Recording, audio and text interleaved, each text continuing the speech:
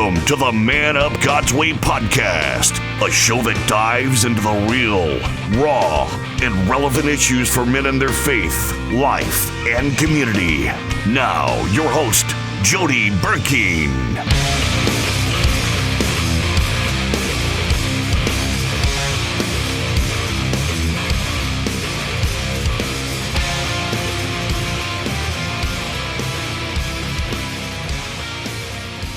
Guys, here we are again on another Man Up podcast. We're really excited this week. Got a great guest here tonight, and looking forward to introducing you to him. But if you get an opportunity while you're watching this at the Man Up God's Way podcast, if you would just share it with your friends, share it on all your social media, help us reach more and more people for the sake of the gospel.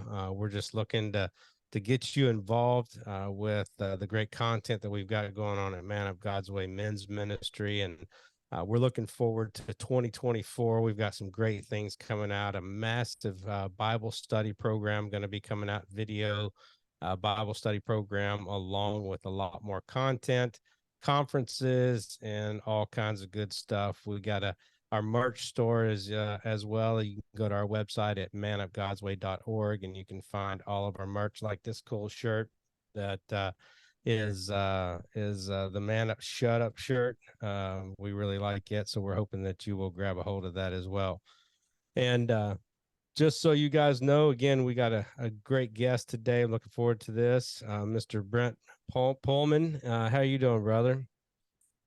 Great, Jody. Glad to be here. What an exciting time of year, and looking forward to the new year too as well. Well, we're glad to have you here, man. Excited about having you here on the podcast, and looking forward to hearing your story. And so why don't we go ahead and get started here? Let's go ahead and just kind of dive in. Why don't you tell us a little bit about your story? You can go back as far as you want to. And, as far as when you feel the story started, and kind of tell us how you got to where you are today, where your faith walk has taken you, and just let the audience kind of hear your story and get to know you a little bit better. Yeah, I was very fortunate. I had two parents who, when I was born, I was baptized. I grew up in the faith. And my whole life, I grew up with a strong Christian background, went to church, Sunday school, youth group. I didn't go to private school till I was in college. And from there, I just kind of felt a whole sense of community there. And I really wanted to serve. So after I graduated from college, uh, I went and I was a high school teacher in a private school system, 2 years up in Detroit, 2 years back in Omaha. And I knew I was going to teach for a while, and then I knew I was going to get into business. And through it all, I was just led on this journey. I didn't know quite where it was going to end up. But again, while I was teaching, I met my future wife. She was a long-term sub. And just like in high school, I think I was reliving my high school days. It was the last day of school, and I finally asked her out on a date. And she said yes, thankfully. I think she was waiting for me to, we'd seen each other cross paths in the hallway. And from there, it led to 5 children. I've got two boys and 3 girls. And I just really wanted that whole faith experience for my kids. And they went through private school, kindergarten or preschool, through high school, continued that on through college. All of them went to private schools. And faith has just been an integral part of who I am. In the professional world, then, I really wanted to make it big. And I don't know about you, but I grew up with a mentality you had to work harder and longer than anybody else. Right. And that was the only way you were going to move up in the world. Right. And that probably was my start of things that probably weren't showing up good, I would say. I came home, I was super reactive, and I didn't know why. And then my dad, he started a company in 1975 called Midwest Laboratories that analyzes food, water, plants, soil.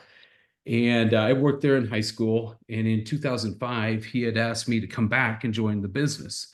So I joined the business, and man, I don't know about you, but I wanted to make as many changes as I could from my high school in the professional career. So day one, I just saw all this opportunity. And again, I probably didn't make a lot of friends the first few years there because I wanted all this change right away. And my dad said, like, hold tight, just calm yourself a little bit. And through that, I got again super reactive, and it just wasn't sitting well, and I couldn't figure out what that was. And then in 2016, my dad and his two partners retired, and it was my dad and I. And my dad was like a little kid, and all of a sudden he wanted to make as many changes as he could because he spent a lifetime of not being able to make changes. Right. And we from 2016 to 2020, I was trying to figure out who I was. I was trying to figure out who my dad was. I was doing a lot of soul searching. And I think also during that time, my mom got cancer. And I think this was the biggest turning point for me was while she had cancer, it quickly spread. This was about the fourth time she had had it. And she ultimately passed away in 2018. And I'll never forget that day she died. I just said, I remember praying and just taking a walk and said, I need to be more intentional about my faith. I had no idea what I was saying there, but that was my prayer to God is like, I need to be more intentional about faith.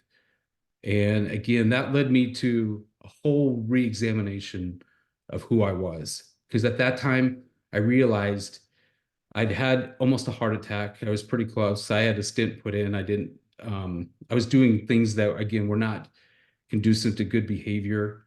And I Right. really did, it just set me on that path. And I'll never forget a year after my mom died on her birthday, I didn't want my dad to be alone.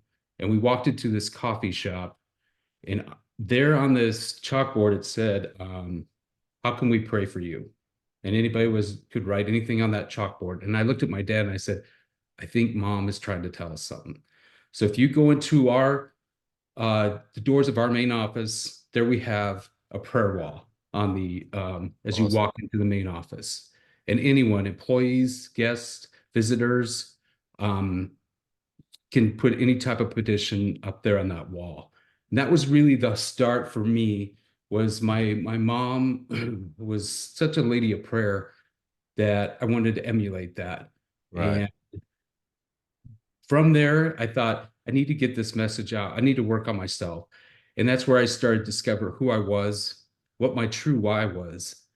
And that's when my faith and my pretty much my transformation really took hold. And Mm. I'll kind of stop there, but that's kind of the quick picture of who I am and where I am today. And I'm still going through the transformation. I still Right. believe that. Right. Well, we all will till we die, if you're growing in the grace and knowledge of Jesus, that's for sure. So when you figured out, like, you're asking these questions, and you figured out the why, what was what was that process? What was that transformation? Yeah, What that was what are the things that, that you put in place to be able to do that? absolutely. I thought I had a why. I think many of us think we have a why, and then someone asks you a few more questions, and then you give a different answer each time. Right. And I'll never forget, I went to a conference, and my coworker Dana was with me, and she pretty much said that you need a why. What is your why? And it's a funny story, but we were in Austin, Texas, and our flight got delayed and actually got canceled. And then it was going to be 3 days before we could get a flight out of Austin. So we decided to take an Uber from Austin to Dallas. So for 3 hours, she kept asking me that question. And in 3 hours, I could not give her an answer. I could not answer what my why was. Mm. Today, I will tell you my why and my how is I'm a person of faith who coaches people up and leads from the heart. And I say that every single day because you're right. To your point, if you don't have a strong, true why, you really don't have it really, in my mind, really, it hasn't hit to your heart. That your whole Right. faith hasn't gotten to your heart. And that's what it really took was that conversation and working at it. I had to really work at it to find that deep inside of me. Mm. That's good. That's really good. So in that transformation, what were some spiritual disciplines that you added to help you grow? Um, Yeah. like Oh, where were you and like where are you now? well, I discovered a lot of things. And first, I had to take care of myself. I thought self-care was selfish. I actually thought that was only for certain people. But I quickly realized if you don't take care of yourself, how can you take care of others? Right. So I decided at that time, what was it going to be to be an effective leader, taking over a company? I needed to really, again, get right with myself. I needed to sleep right. I needed to eat better. I needed to get physical activity. I worked with a trainer. I had to do those things again in order to um, just get refreshed, renewed. And then every morning, out of that developed a daily routine. And I've continued that probably for the last 6 years. And I get out, and I don't know if you follow me on LinkedIn, you'll see I post videos almost every single day. I pick a verse, I pray, I meditate on it, and then I just say a few words out about it. And it's my way again of just being close to God and then getting a message of positivity, of love, of grace out there. And I've done that now probably for the last 7 years. I drive my wife crazy because every morning I just get up but she knows if I don't do that, I'm not going to be that really strong, true person that she knows I can be when I do those things. Right. Now, are you implementing a lot of this at work as well? It's not always easy in the corporate world to be able to implement this kind of stuff. Yeah. No, I How's think that going along? Yeah, what I've found at work, I don't force my faith on anybody, but what I've grown is awareness. I can tell, I don't know. You've probably heard of those people who can feel the energy in the room. Mhm. I thought that was a lot of phony baloney at first, Right. but you really true can. And when you're in prayer and when you're in awareness and wanting to look at the needs of others, you can feel that. And I think one of the things that really taught me, and I'm not sure where I picked this up, but if you call people by their name, it personalizes things and they stop in their tracks. Everybody wants to hear their name called. I mean, God calls us every day, but if we don't think of it, I mean, I probably went to work for years and never heard my name. Hey, you, let's go over here. But when you stop and say somebody's name, people stop and it shows that you really care and that you're taking time for them. So that was really one huge lesson for me, was just calling people by their name. That's good. Now, I'd like to do that. I have 300 employees. I do not know, I will tell you, I don't know everybody's name, but I'm learning. Every once a year, I meet with every single department, every single person, and we get into a room and I make sure that I said, I just want to know a little bit about you. And the question I always ask is, I want you to tell something about yourself that no one in this room knows about you. Mm, Man, you asked that question, I learned so much. I learned right. that our 300 employees, we could probably have a zoo with all the animals versus all the employees have. But I had people literally confess their sins, like Mm, big stuff that people didn't know about them because they realized it's a safe place. And I right. thought that was pretty cool. And I'd never seen that before. Mm. So it's powerful. You can do just the little things that really matter, even in a workplace. So what would you accredit to the change? I mean, other than just, the Holy Spirit probably prompting you to do some things, but you said you got a physical trainer, like what were some of the things that you changed spiritually? Like I know for me, I teach very, very heavily, read your Bible, pray, and repent.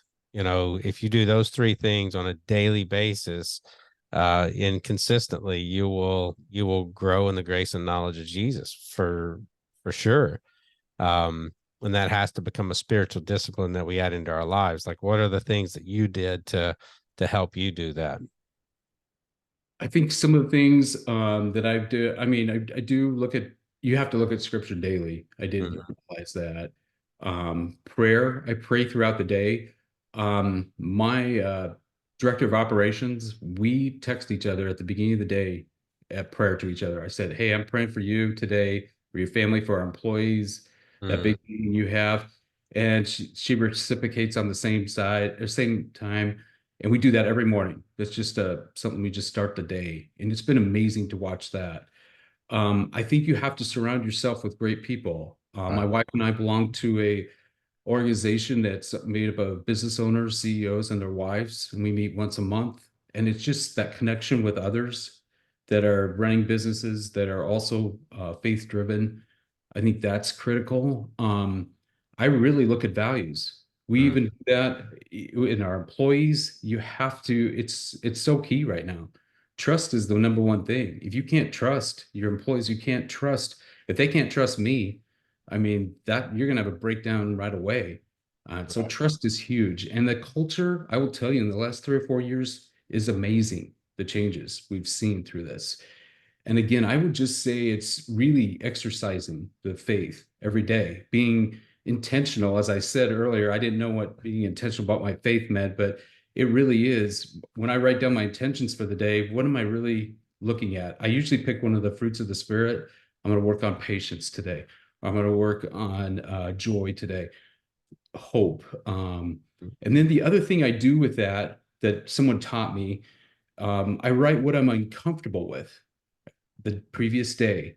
And That's it good. really slows me down. And then when I write it down, I have to think about, do I want to spend time on that? Is that really important? Do I just need to pray about it and let it go?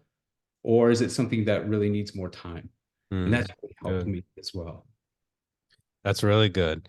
Yeah, I teach, with not only the church that I pastor, but with the men's ministry that we have here at Man Up God's Way, is that the spiritual disciplines are going to help you become more spiritually in tune. I think a lot of times it's like exercise.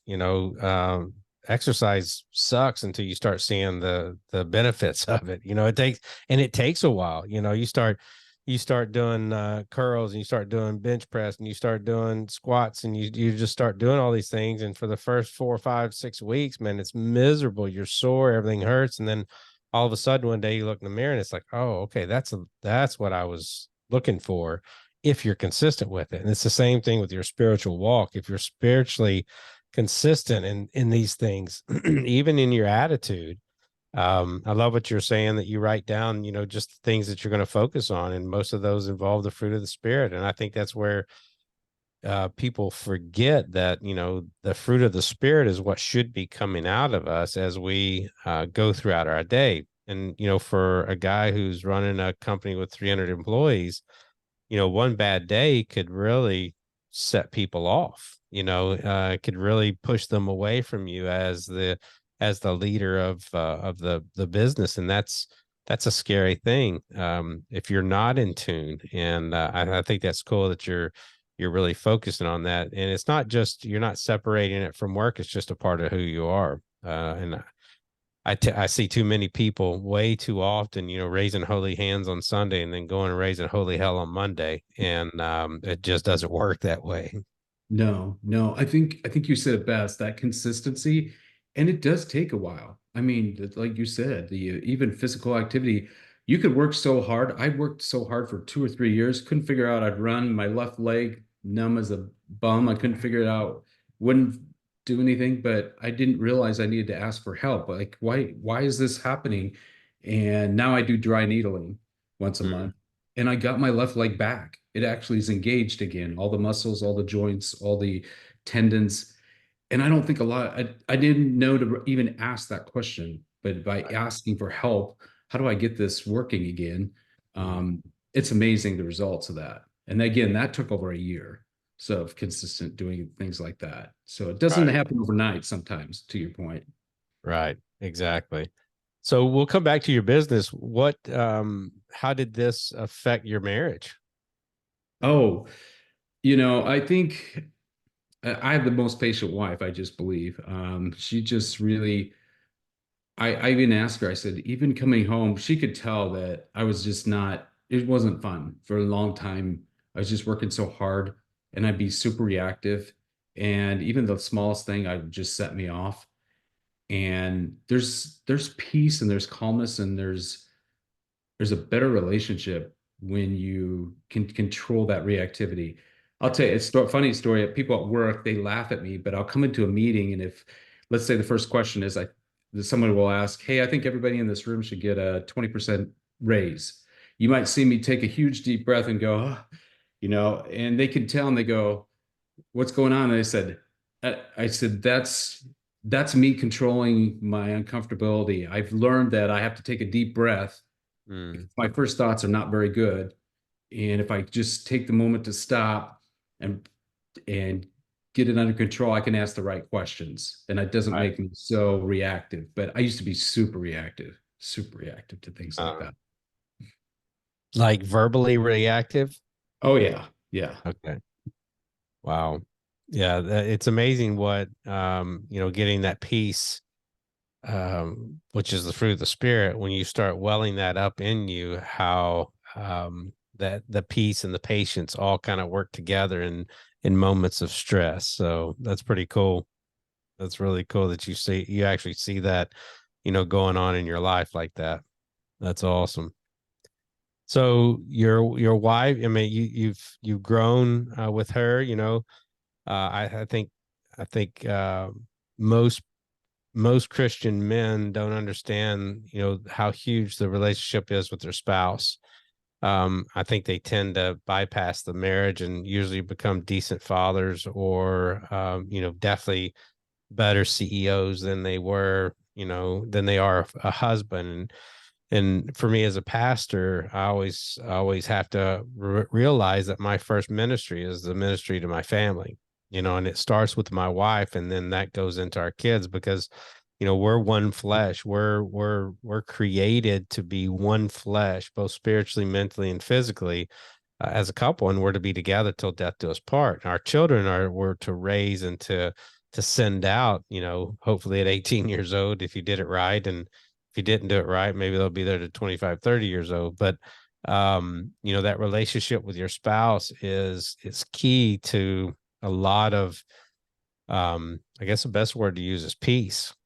A lot of peace both at work and at home and with the kids. And um so all of that for you was the marriage okay before all of this kind of transformation started, Yeah. or I think it was always a work in process. But yes, at the forefront we always had to focus on our faith. We always had to focus on our kids. I think to now, since we're empty nesters, now it's a whole rediscovery. right. I kind of whole different challenge. We had two daughters get married this summer. So this year has been just a huge year for our family. But when you have two I daughters broke getting the bank. exactly. But and then we have a son who's in the seminary studying to be a priest, and we're all over in Rome. He's studying over in Rome, and our Wow. whole family went there for 10 days. And I'll never have that experience again like that. But to your point, you have to be strong enough and be in your faith that you can enjoy these moments. I think for a long time, I couldn't even be in the moment, which was sad. So this year, I really not only trained, physically, but mentally and spiritually, that I prayed to God that I would be in the moment of both of my daughter's weddings. I wanted to experience what that is like. And it was so incredible. And I think that was the part that for me with family is when you are with your family, put the phone away, put the TV away, put all that stuff. They need you. They want your attention, full attention, 100%.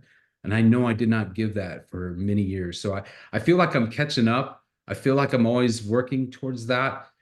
Obviously, there's the grace of God that helps us, but it's always something, it's a goal of mine that when I'm with family, with my grandkids, I want to be present in the moment all the time.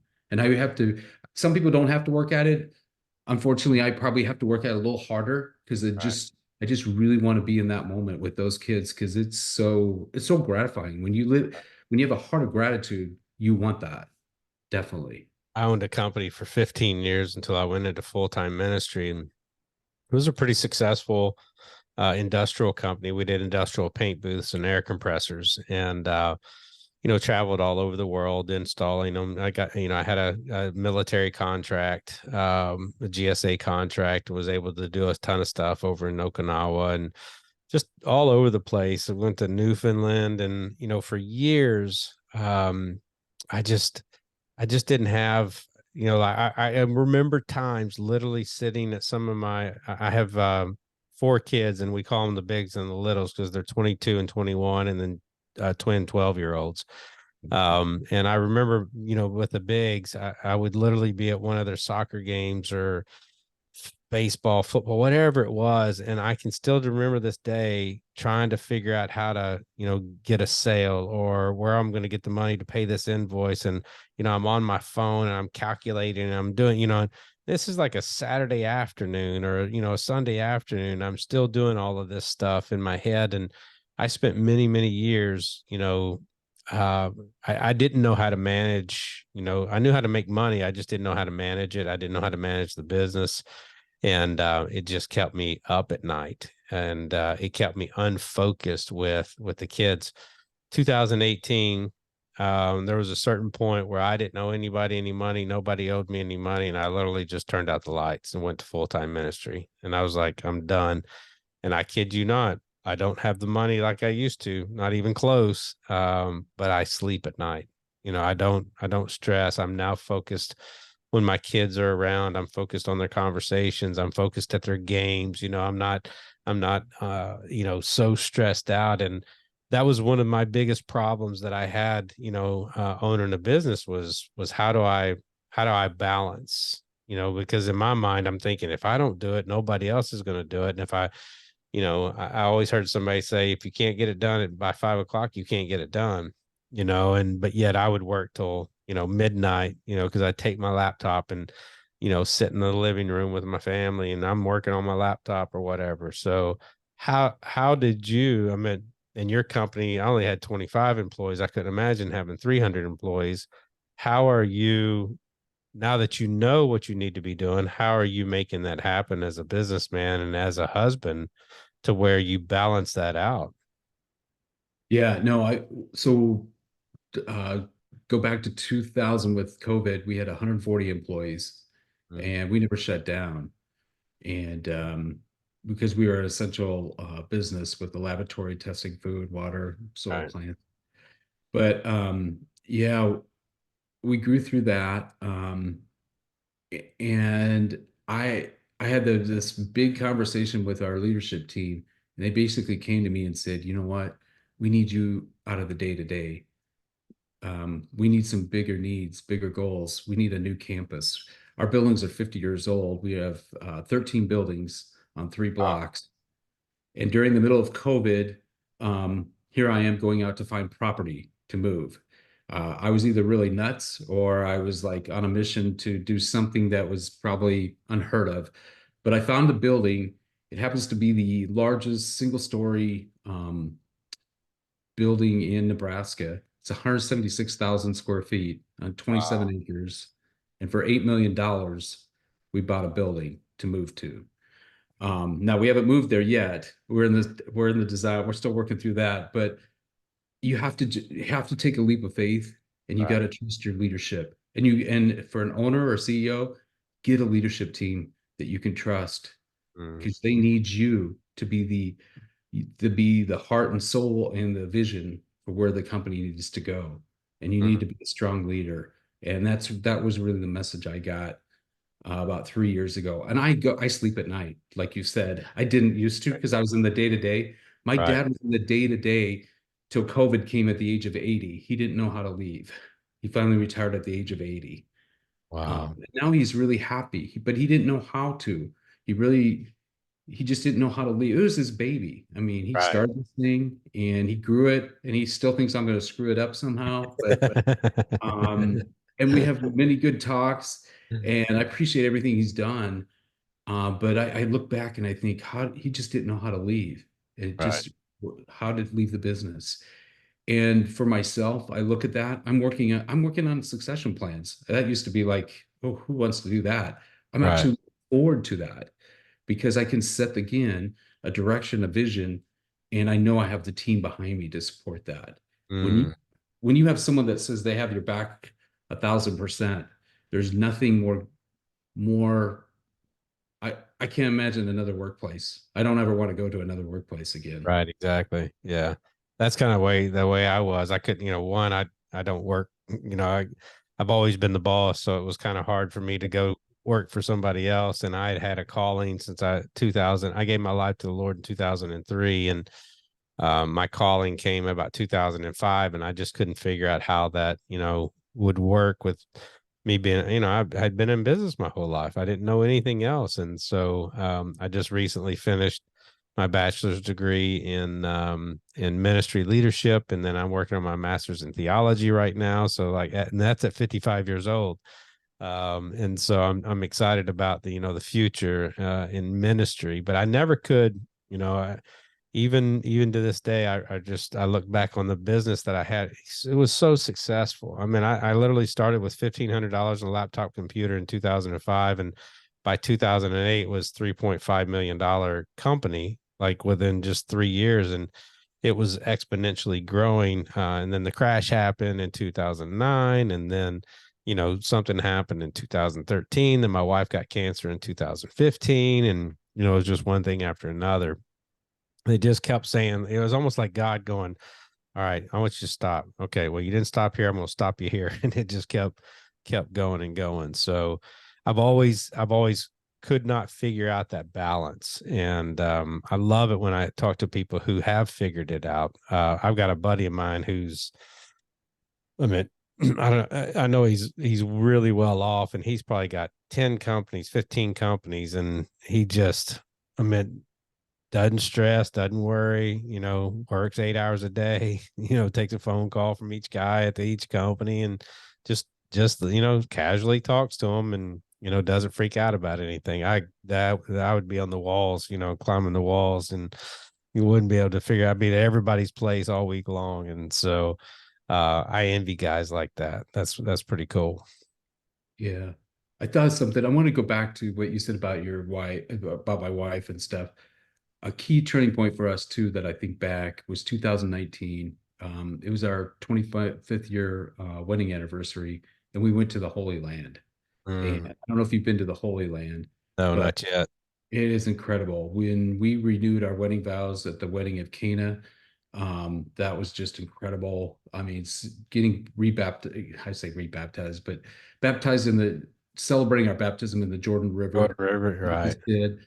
I mean, you go to all these holy places, seeing the Holy Sepulchre where Jesus was born and died on the cross. And then underneath the cross is the tomb of Adam. And you think about that, the blood of Jesus falling down on the tomb of Adam. I mean, it's just all that grace and all that freedom. And then even in Rome, you've got the tomb of Paul. And you know what is above the tomb of Paul? I don't know why we never talk about this.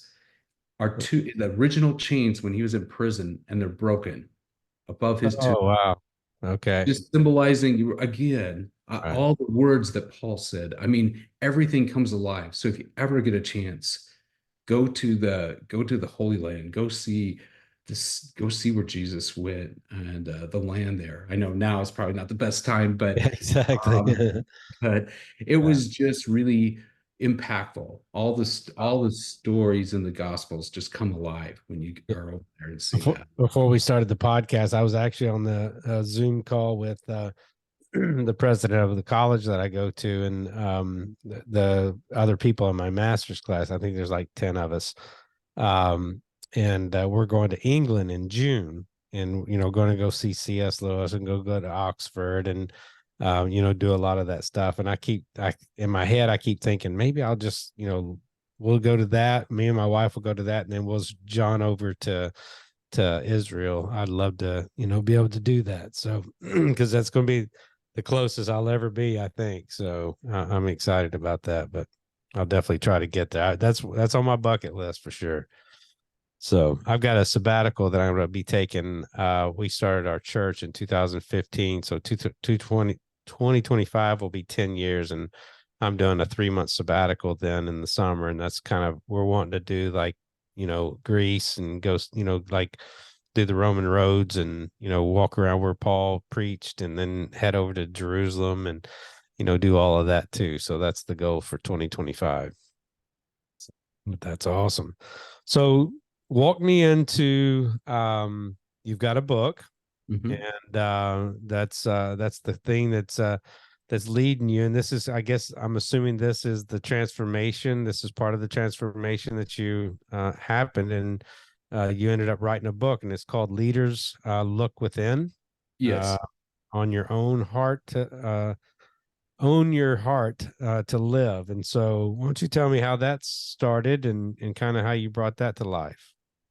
Yeah. So I kind of always wanted to read a book, and I met one of my friends who owned a self-publishing company, and I heard her story, and she said, "You should really think about this." So she introduced me to a ghostwriter, and we spent a year. I needed someone to kind of unpack what I had inside of me. I didn't really know how to get the words out real well.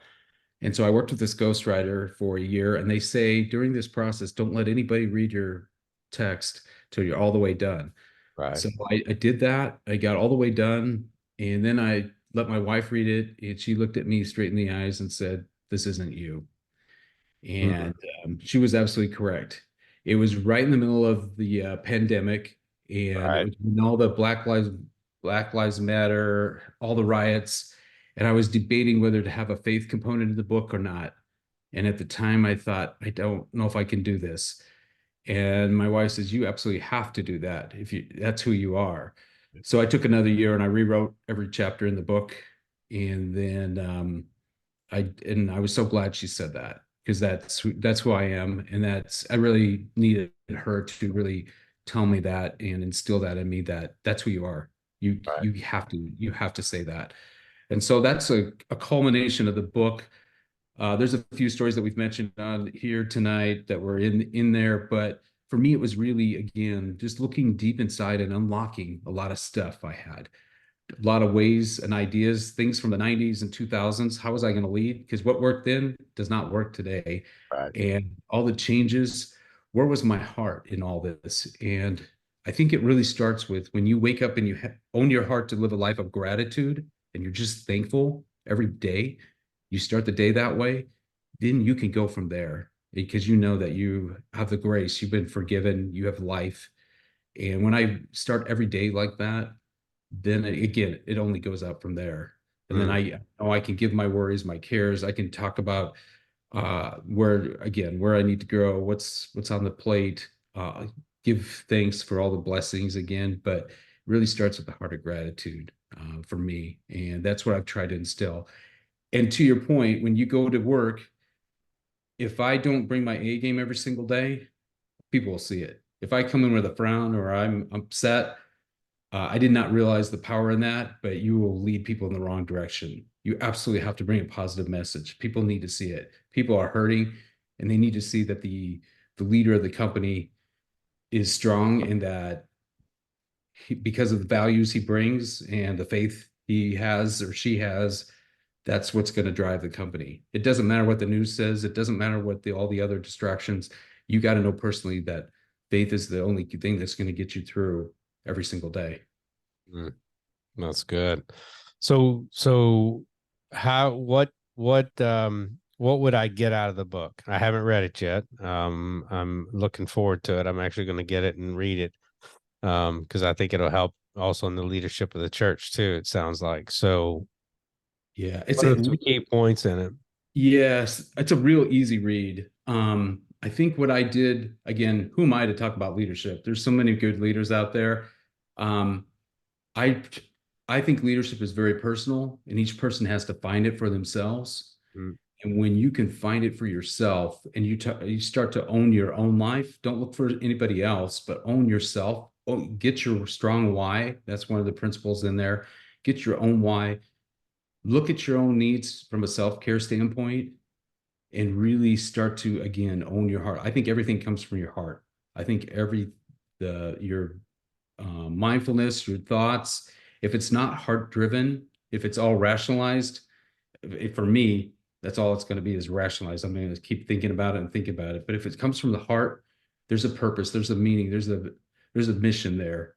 And that's really the focus of the book. The book is really easy. You could probably read it in one night. It takes about an hour and a half to read. It's very oh, simple, very okay. simple, very short. Some reflection questions. Some may resonate, some may not. But my whole point is everybody's got to find it in themselves. first. If you're going to be an effective leader and lead others, you got to find it for yourself. Because people will see right through you if you don't have it very strongly. And if you're trying to find it by hiring the right people, which I tried to do too, and there's a chapter in that, that went really wrong, really bad for me too. So find it in yourself. So you and surround yourself with good people. I would say that too. That's a message in there. I have some great people. It took me years to find, but I would never trade these people for anything again, because what they bring, the gifts they bring, we all just mesh so well. We all know where we fit into that body, and we all have to play together and know each other's strengths and weaknesses, but we have each other's back. That's what it's all about. It's having each other's back. And when your employees know that, you'll go farther with people than any process or technology. So one of the things in the book I say is people, process, and technology, always in that order. People first. And you'll do amazing things. That's awesome. That's awesome. I can't wait to get it and read it. So what do you have on the horizon? What's going on? Like, let's start with the company. Obviously you got a major build that you're going on or in the process of doing. So it sounds like you're in the design phase, and we'll start in the build phase. And then you're going to move the whole company over, or just a portion of the company? It eventually will be the whole company. I'll give you a little background on the company. We do things, we're like a production lab. So we're probably the largest soil testing lab in the country. This fall, all the crops that are harvested, people sample their soils or send their samples in to be tested so they can apply one last fertilizer application. This year, we'll do over 2 million soils, close to 2 million. We were getting about 30 to 40,000 soils a day from September to December. So you do the math and you take each one of those times $10 to $20. I know you're a businessman, so you can figure out that that's a lot of money right there in dirt and soil. Pet food's another big area for us. We do a lot of testing on the pet food side, about 1,000 to 2,000 samples a day. So you need 300 people if you're going to do all the analysis and get results out in 3 to 5 days every week. Wow. So Wow. it's a phenomenal company business. We've been very blessed. We continue to grow, but it's growing through our people. And I believe the culture is getting stronger and stronger by the day. And that's probably what excites me the most. I'm there for the people. That's really my role in this whole thing. That's awesome. I used to do a lot with dog food companies with air compressors, because we sold oil-free air compressors. They use that to be able to anytime you manufacture something, you needed a compressed air system anyway, and compressed air systems were as big as a van. And I've never seen cleaner places in my life than dog food places. It blew me away. I was You're like, right. you got to be kidding me. Like, these are cleaner than I had been into Oscar Mayer bologna and all kinds of stuff, and they were cleaner than those places. I took a group of our employees to a place and they said, "Do you want to try the pet food off the line?" I said, "Sure." And I just grabbed it and all these people are looking at me. I said, "It's better than our own human food." Exactly. So you're absolutely right about that. It blew me away. I was just like, oh my gosh, like, they're dogs, give them a bone. But man, it's a big business, that's for sure. I'll tell you one other exciting thing that I'm really excited about that's kind of with the business. We are opening our own medical site on campus. We're going to have doctors and nurses 3 times a week because we want to control healthcare costs. Oh, that is awesome. And if you would have asked me this a year ago, I didn't think we could do it. But again, by the grace of God, we found the right people to work this. And it's going to be amazing, because how often can you get into your doctor?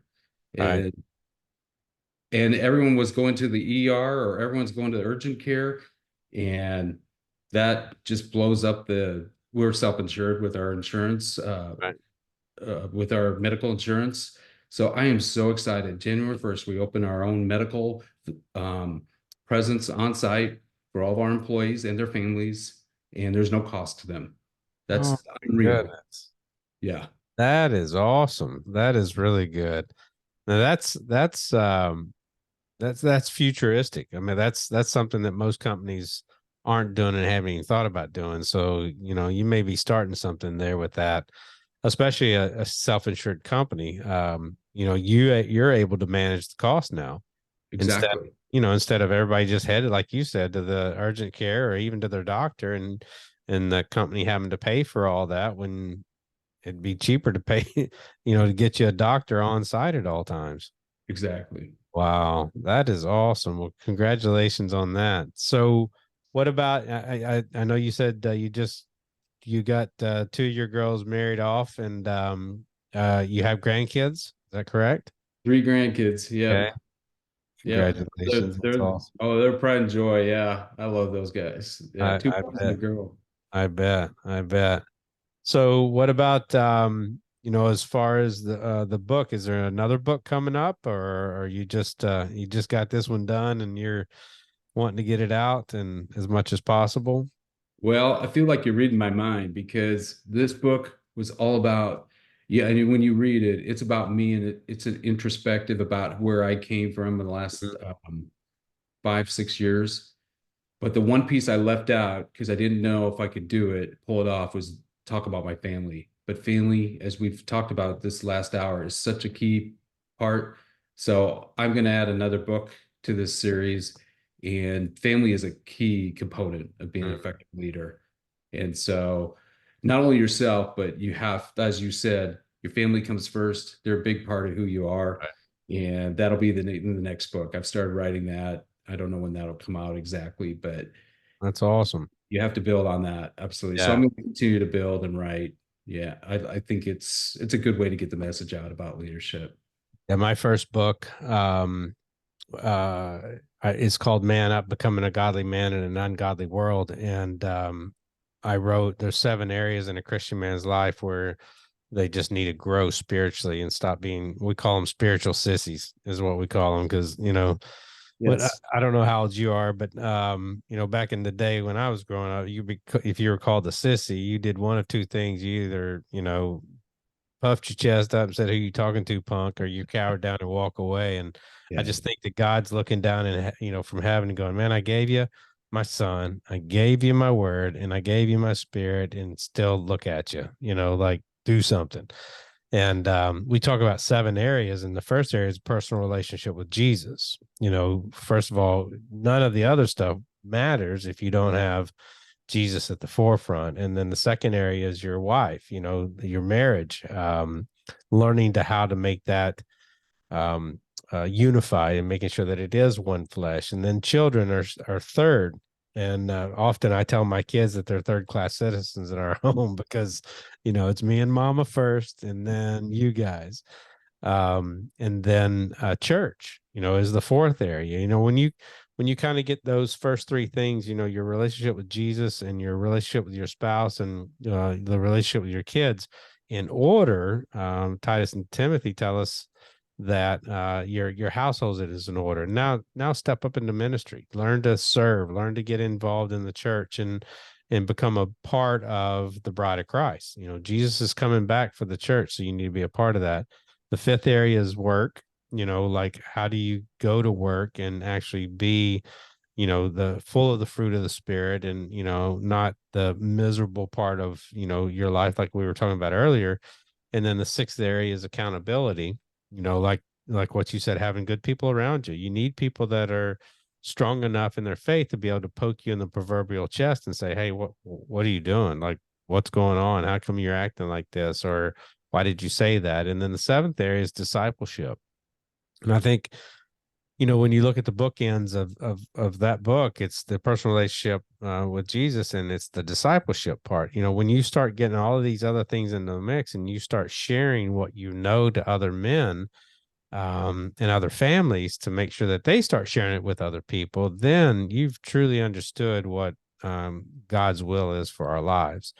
And I can see your books doing the same thing. It's kind of that personal testimony, because at the very beginning of my book, I do have my testimony in there. And I always tell men to have a 2 minute, a 10 minute, and a 45 minute version of your testimony ready to share. And I think that's where you'll be able to go to is, start So you've got the personal side of it. It's about you. It's about what you did and how you did it. And then how does that affect the family? That would be a great second book. So I think you're on the right track there. Not that you needed my opinion, but it sounds good. No, I thought that was great. No, I like how you summed that up because it when you break it down, it makes so much sense in those 7 areas that you mentioned there, and it takes all of those. You can't just say I just want number one or number two, and Right. that's the other thing about relationships. It's not transactional, Right. and that it's relational. So you got to have all those things to make it work. So I think that's awesome. I like Mm. that. Well, thank you. It was all God because I didn't even read a book all the way up through college. I flunked out of college in 1989, but and I went to the military. Never read a book. Got into business. Made a ton of money. Never read a book. I read a lot of manuals and different things like that. But then I gave my life to the Lord in 2003, and now I have a library over in my office just stacked with books that I've read that through the power of the Holy Spirit, it gave me the ability and the desire to do that. And so, for me and my family, my family thinks it's crazy that I've written a book, much less even, read Yeah. actually 4 books. I've got 4 books and I got Oh, 2 more on the shelf. So, still working on those 2. But God is good, and He takes us dummies sometimes and actually makes something nice out of it. So, it's been good. So, what would be one thing as we kind of wrap up here tonight? Like, what would be something that you would tell men? Our podcast reaches thousands of men. Our social media reaches hundreds of thousands of people, and every day we get emails or text or messages about just how they're supposed to do certain things, whatever those certain things are, and we try to do our best to give them biblical guidance and an understanding of what God would want for them in their life as leaders, for those who are out there, managers and who are CEOs and, guys that are, just trying to figure life out. Like, what advice would you give them just to make tomorrow better? Like, yeah. what's something that you could just say to them and just say, hey, this, if you do this, or if you try this, or whatever that is, or what advice would you give them just to figure out what tomorrow can be, how tomorrow can be better? Yeah. Um, I would say I think you need to look forward. I think we can go back and freeze time and we can understand why certain things happen. But don't get caught going backwards into your life, or you can't change what you've done, but Amen. you can certainly ask for grace and you can move forward. And I will say we need it more than ever. You mentioned your age. I'm 58. I went to my 40-year high school reunion, and I was blown away. There were 40 people in my class. We had a class of about close to 400, but of these 40, I would say probably 25 said, "I'm retired. I'm done. I'm done working. I don't care anymore, and I'm just going to retire." And that just blew me away. I'm not ready. Right. We need people to set a fire under each of us. We need to, as your book, as the title of this is, man up and get going. We need to live life to its fullest. There's so much more life ahead. I'm not ready to stop. I'm not ready to give up. Not saying that you're giving up when you retire, but that just blew me away. People are just stopping. They just said, I don't want to work anymore. I don't know what I'm going to do, but I'm going to stop. Why would you stop? There's Right. so much life ahead. And Yeah. when There's we no can, retirement in the Bible. oh yeah, you know. yeah. And so I would say, no matter what your age is, look forward. There's so much that God wants you to do, and his That's plans good. are greater than ours. And if you ask for it every day, he will show you more. He will challenge the heck out of you. You'll do things like this medical clinic and just stuff that you never even dreamed of that you could do. That's great. And no, there's so much out there. So for your audience, and again, look forward. Ask God what to reveal it in your heart, what he wants. God whispers in my ear all the time. Sometimes it's loud. I mean, super loud. And I don't want to do it, or I'll fight it because I think I know better. But then in the end, I know that if I really just stop and pause and really listen, he's going to guide me through people, through different events. I'll see the hand of God somewhere. I know. Praise God. Praise God. Well, that is awesome. Well, man, it has been a pleasure talking with you.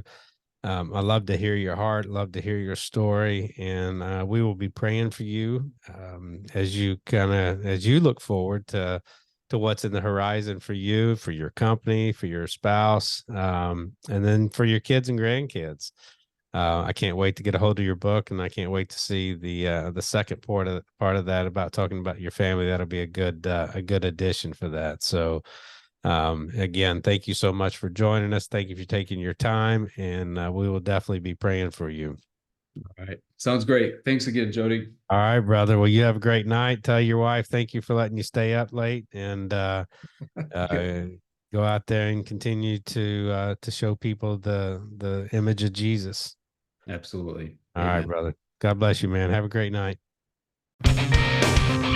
You've been listening to the Man Up God's Way podcast. Visit us on Facebook, Spotify, Apple, iTunes, and our website at manupgodsway.org.